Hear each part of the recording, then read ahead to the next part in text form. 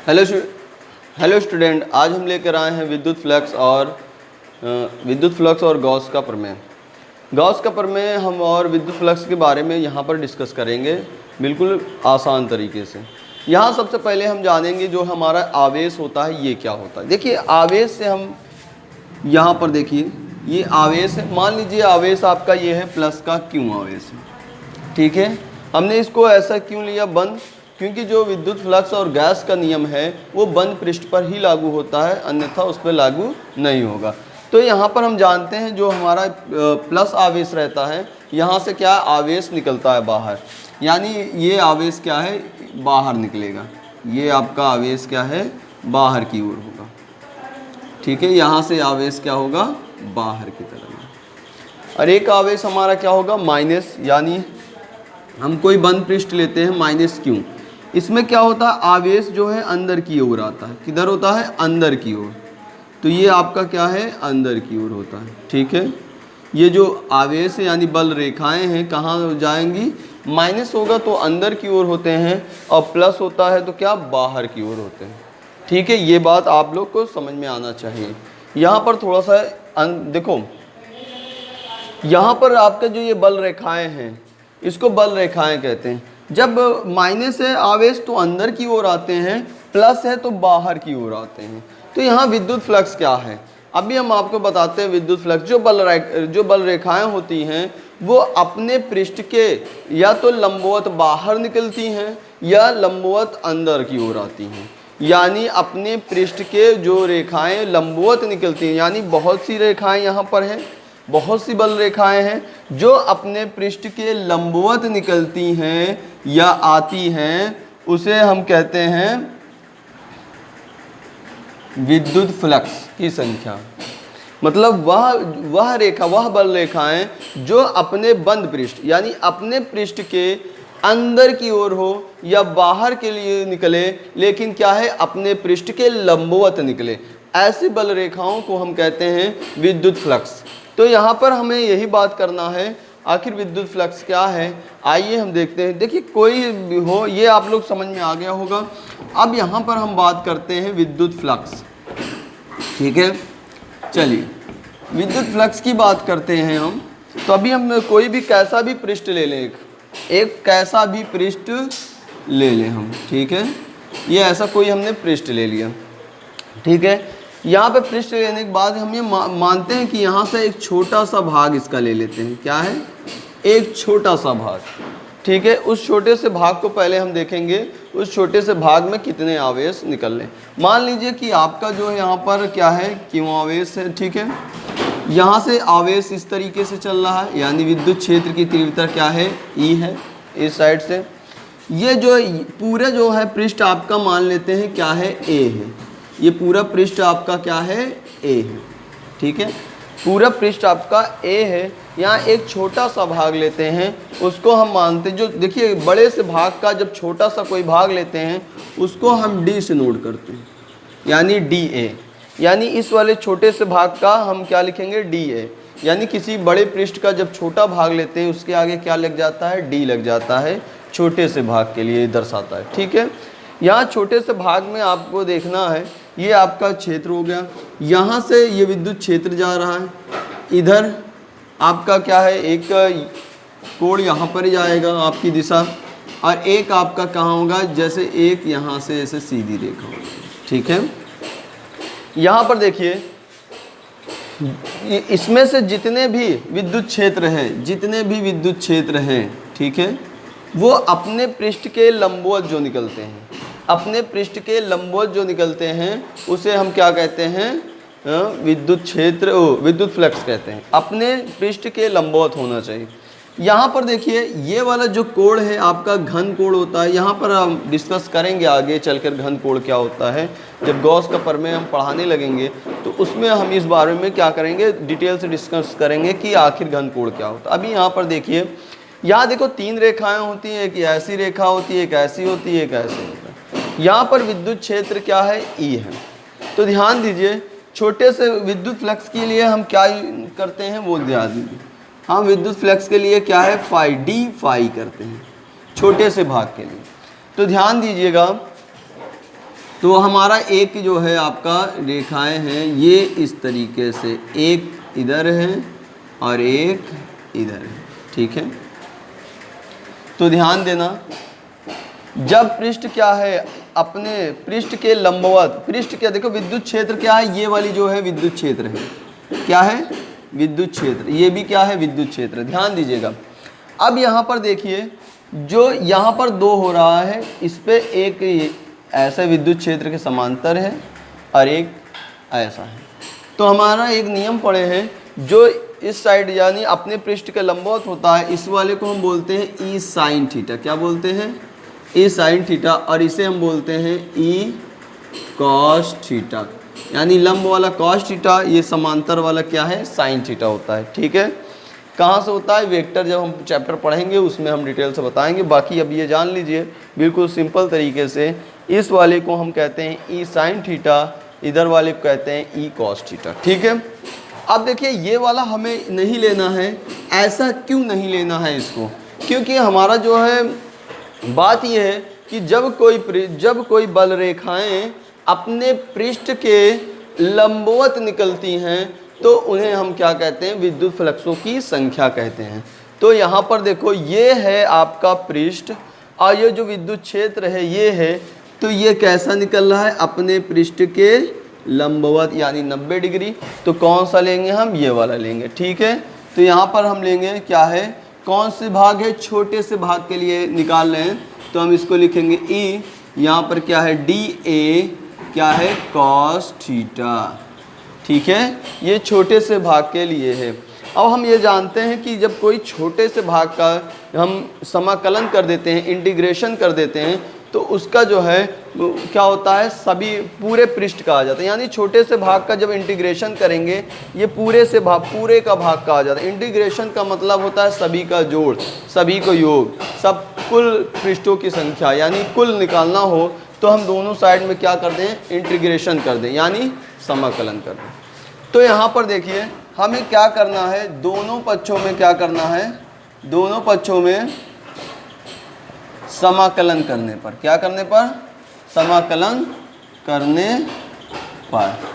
देखिए अब दोनों पक्षों में हमें क्या करना है, समाकलन यानी इंटीग्रेशन करना है। यहाँ पर देखिए integration D phi E is equal to, यहाँ पर क्या है integration E D A cos theta, क्या है डी ई, देखो E D A cos theta, D A क्या है छोटे से पृष्ठ का जो संख्या है वो है ये, ठीक है। अब यहाँ पे बात करते हैं हम इंटीग्रेशन हमें करते हैं। इंटीग्रेशन करना क्या होता है, यहाँ पर देखिए इंटीग्रेशन वही को होता है जो डी के रिस्पेक्ट में होता है, उसके अलावा कोई नहीं, जो भी होता है उसको कांस्टेंट करके वो बाहर निकाल देते हैं, ठीक है। तो यहाँ केवल देखो यहाँ डी है तो यानी इसका इंटीग्रेशन होगा, यहाँ नहीं है, यहाँ नहीं है, तो ये दोनों आपका क्या है कांस्टेंट है। तो जो डी के रिस्पेक्ट में होता है इंटीग्रेशन हमेशा उसी का होता है। तो इसको हम यहाँ से और यहाँ से क्या कर देते हैं बाहर ले लेते हैं, ठीक है। तो यहाँ पर हो जाएगा आपका integration D phi E is equal to, ये ई और कॉस थीटा क्या हो बाहर ले लेंगे, उसके बाद यहाँ पर इंटीग्रेशन क्या किसका होगा डी ए का। तो यहाँ पर ध्यान देने वाली बात यह है आपको समाकलन आना चाहिए, जैसे कि आपका यहाँ पर डी एक्स होता है, यानी एक्स के जो रिस्पेक्ट में होता है एक्स निकल जाता है, और यहाँ पर जैसे कि डी वी होगा तो यहाँ पर जो डी के साथ में है वो बाहर आ जाता है, और यहाँ पर जैसे डी ए है तो इसका क्या आ जाएगा ए बाहर आ जाएगा। यानी जब डी ए का हम निकालेंगे छोटे से भाग, उसका पूरा बड़ा भाग आ जाएगा। तो यानी यहाँ पर जब इसका समाकलन करेंगे, देखिए यहाँ पे डी है, जब ये डी का रिस्पेक्ट में है तो कौन सा बाहर आएगा, यानी पूरे क्या हो जाएगा यहाँ पर E phi E is equal to E cos theta, यहाँ पर क्या बाहर निकल कर आएगा ए निकल कर आएगा। तो इसको हम ऐसे लिख सकते हैं phi E is equal to E A cos theta. ये आपका जो विद्युत फ्लक्स की जो संख्या आया है, जो विद्युत फ्लक्स की संख्या आई है वो पूरे पृष्ठ की संख्या, अभी तो हम लोग यहाँ पर जो देखे थे वो छोटे से भाग का था, पूरे भाग का हमें क्या निकालना है, जो पूरे भाग का निकालना है तो दोनों पक्षों में क्या करना है समाकलन कर देना। तो ये क्या है कुल पृष्ठों की जो है क्या है, विद्युत फ्लक्सों की संख्या आ गई। यहाँ पर कंडीशन थोड़ा सा हम देखेंगे, कंडीशन यह है, देखिए या इसमें थोड़ा सा उल्टा चलता है। उल्टा चलने का मतलब है, हम यहाँ पे बता दें, यहाँ पर दो केस आपको चलेगा। जब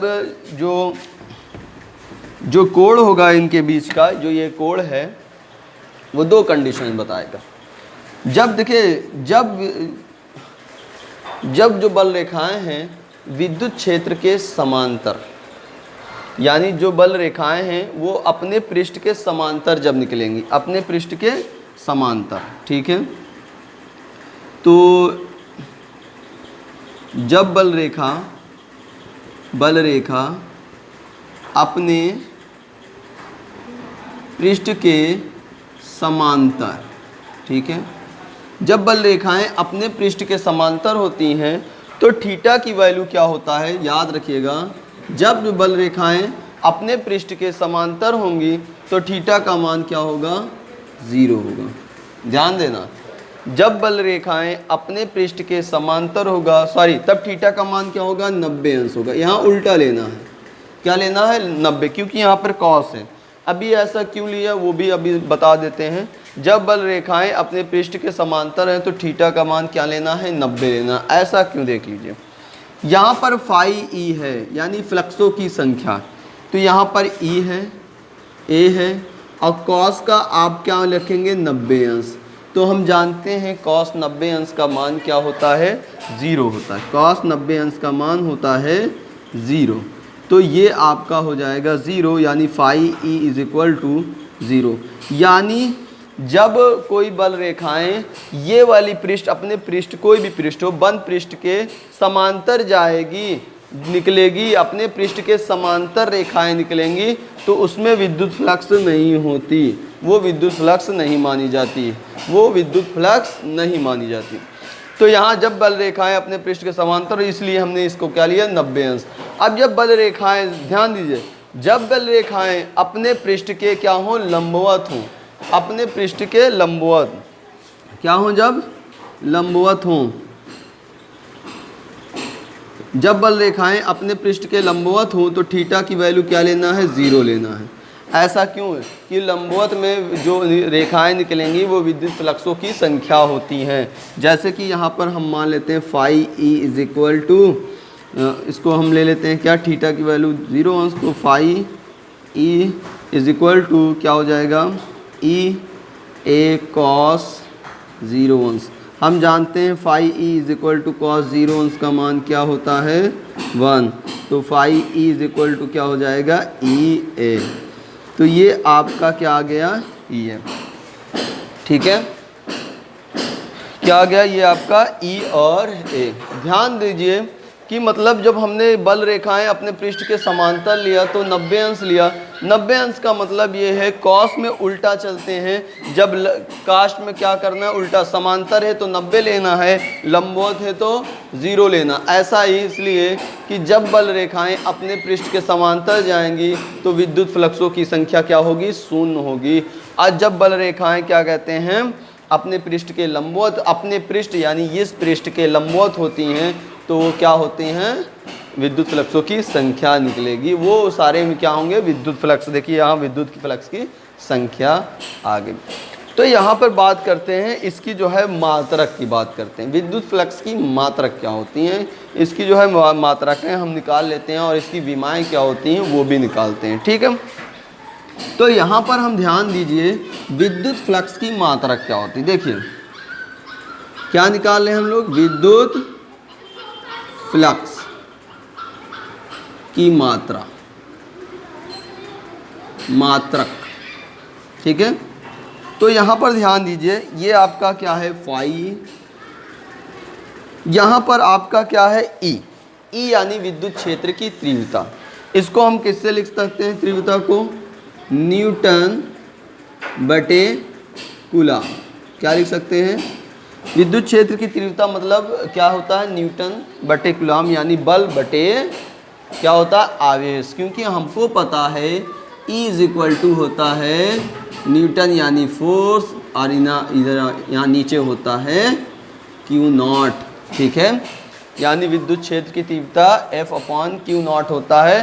तो F यानी फोर्स ने किसने दिया था? न्यूटन ने दिया था। और कूलाम आवेश ने दिया, आवेश का मात्रक कूलाम ने दिया था, इसलिए क्या लिखा? कूलाम। यहाँ पर देखिए इसके बाद आपका है ए मतलब होता है एरिया। एरिया को हम लिखते हैं मीटर का स्क्वायर। तो इसका मात्रक आपका हो गया फाई इज इक्वल टू, इसको लिख सकते हैं newton coulomb inverse metre square. यानी ये आपका जो है विद्युत फ्लक्स का मात्रक हो गया। यहीं पे बात करें वीमा की, तो यहाँ पर वीमा निकालना और भी आसान हो जाता है। जैसे वीमा निकालना है आपको, तो यहीं पर रख लीजिए phi is equal to phi, इसका वीमा क्या होगा? न्यूटन का क्या होता है? बल का वीमा होता है mLT-2, ठीक है। और कूलाम का क्या होता है वो देख लीजिए। कूलाम मतलब आवेश होता है, ध्यान दीजिए, कूलाम का मतलब होता है आवेश। तो यहाँ आवेश का जो फार्मूला होता है वो आप जानते हैं, धारा गुणे समय। तो धारा के लिए एम्पियर लगाते हैं और समय के लिए क्या? AT, यानी A और T। यानी I के लिए हम SI मात्रक A लेते हैं, T का SI मात्रक क्या लेते हैं? T। क्या है? भौतिक राशि A, I का A और इसका जो है टाइम का T लेते हैं, ठीक है। यहाँ पर ले लिया। यहाँ पर ध्यान दीजिए आप लोग, यहाँ पर मीटर स्क्वायर है, यानी लंबाई और लंबाई है। तो लंबाई को हम लेंथ लिखते हैं, लेंथ का यहाँ 2 बार लेंथ है, यानी लेंथ का स्क्वायर, ठीक है। अब इसको हम क्या कर लेते हैं, इसका इसमें मल्टीप्लाई कर देते हैं। ML एक L यहाँ पर, 2 यहाँ पर, यानी L3 यहाँ T-2, और ये ऊपर लेके जाएंगे, हमारा हो जाएगा A इनवर्स और T इनवर्स। तो इसको हम इस तरीके से लिख सकते हैं ML3T, देखो -2 और -1, माइनस का 3 यहाँ पर A इनवर्स। तो इसका जो है आपका वीमी भी सूत्र आ गया और मात्रक भी आ गया। तो हमें विद्युत फ्लक्स की संख्या कैसे निकालना है एक बार फिर से हम बता देते हैं, एकदम सिंपल। कोई भी बंद पृष्ठ लेना है, कोई भी बंद पृष्ठ लेना है, उसमें क्या है, विद्युत क्षेत्र जो है प्रवाहित कर दीजिए, विद्युत क्षेत्र दिखा दीजिए, ये बल रेखाएं। हमें पृष्ठ कैसा लेना है, एक बात ये ध्यान से देना, हमें पृष्ठ लेना है कैसा? बंद पृष्ठ लेना है। तो बंद पृष्ठ में एक छोटे से भाग का लिया, तो एक जो है देखो इधर ऐसे लंबवत बनेगा इस भाग का, और एक क्या है, ये आपका विद्युत क्षेत्र की दिशा है, ये आपका क्या है, पृष्ठ की दिशा है। तो यहाँ पर हम जानते हैं बीच से एक जो है रेखाएं निकलेगी दिशा। तो ध्यान देने वाली बात ये है कि ये बड़े बस भाग को A मान लेते हैं, छोटे से भाग को क्या मान लें? DA। तो जैसे माने तो हम यहाँ पे जानते हैं कि विद्युत फ्लक्स की संख्या क्या होती है? अपने पृष्ठ के लंबवत हो, यानी विद्युत जो ये बल रेखाएं हैं ये अपने पृष्ठ के कैसे हैं? लंबवत है। तो इसलिए क्या लिखें? D फाई क्या है? छोटे से पृष्ठ के लिए विद्युत फ्लक्स की संख्या क्या लिख सकते हैं यहाँ पर? छोटे से भाग के लिए विद्युत फ्लक्स की संख्या, ठीक है, विद्युत फ्लक्स की संख्या छोटे से भाग के लिए। अब यहाँ पे छोटे से भाग के लिए D लगाएंगे हम, D phi E D A cos theta, दोनों पक्षों में समाकलन करने पर, समाकलन क्या करते हैं, किस लिए करते हैं, वो आपको ये पता होना चाहिए कि पूरे क्षेत्र का क्या है, पूरे क्षेत्र का फ्लक्स की संख्या क्या है? फ्लक्स की संख्या।